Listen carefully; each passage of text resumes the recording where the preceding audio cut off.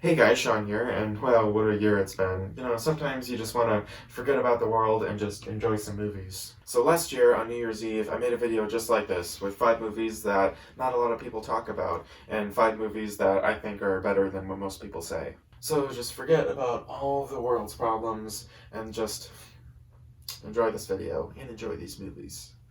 Oh, and what am I doing with the camera, you might ask? Well, we're emulating a process called Cinerama, where we have one camera shooting over here, another camera shooting over here, and we put the two images together to make the screen look wider.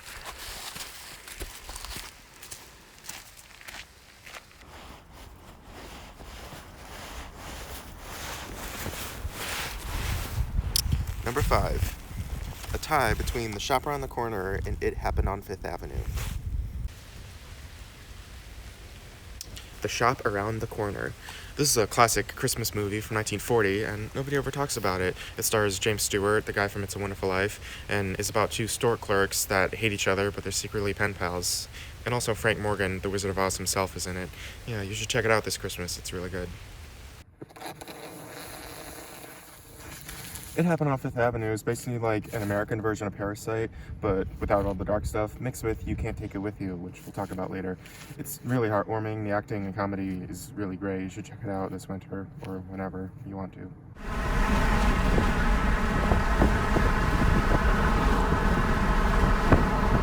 Number 4, the foreign films nominated for an Oscar for Best Animated Feature. I'm including all of them: The Triplets of Belleville, Persepolis, The Secret of Kells, The Illusionist, Cat in Paris, Chico and Rita, Ernest and Celestine, Song of the Sea, Boy in the World, My Life as a Zucchini, The Red Turtle, Breadwinner, Loving Vincent, Mirai, Claus, and I Lost My Body.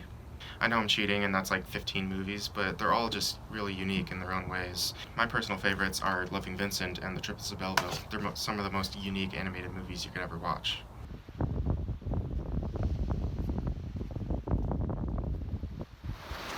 Number 3, You Can't Take It With You. My second favorite Best Picture winner after Chicago. This is just a classic Frank Capra movie from 1938, and it's overshadowed by It's a Wonderful Life, which is also really good, but more people should watch this movie.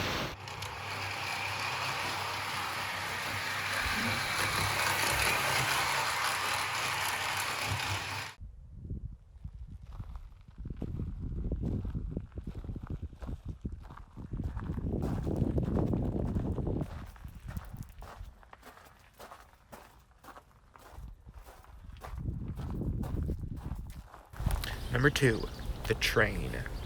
The Train is about Nazis who take paintings and put them on a train from France to Germany, and Burt Lancaster and the Allies have to stop him. It has really cool shots of trains, and it's a pretty good war movie. It's really suspenseful. If you like war movies, then check out The Train.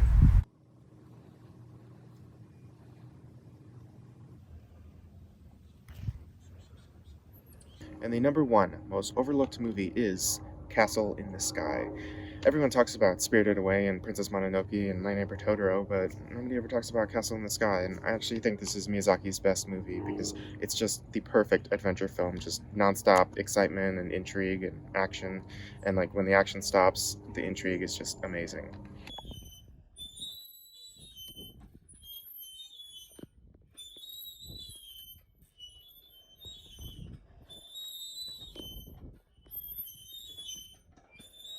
Number 5, Pirates of the Caribbean at World's End. I actually think this is a good conclusion to the trilogy. I mean, it's not as good as the first one or the second one for the most part, but the technical aspects and just the maelstrom is just amazing to see.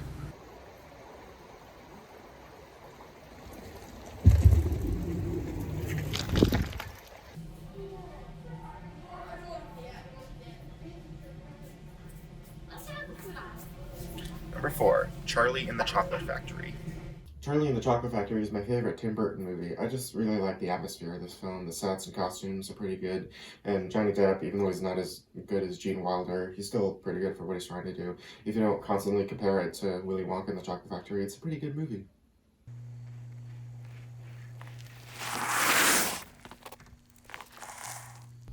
Number 3, Alita Battle Angel. This is some of the best visual effects of any movie I've ever seen. And also the action is just mind-blowing. And I hope it gets a sequel, and I can't wait until Avatar 2 comes out just to see how good that looks.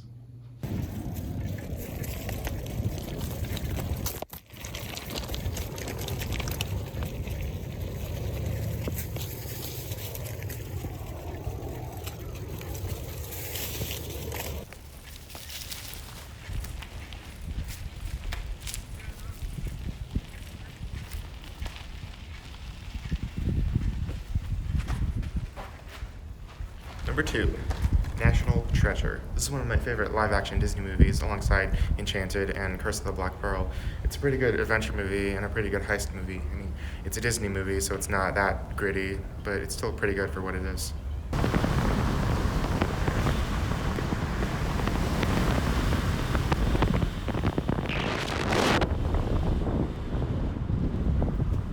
Now, before I get to the number 1 most underrated movie, I should explain.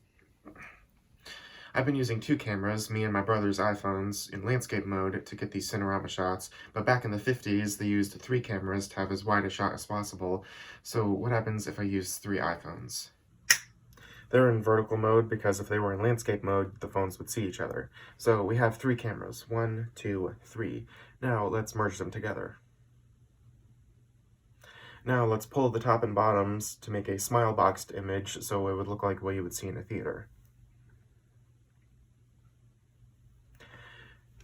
This is one camera, and this is Cinerama.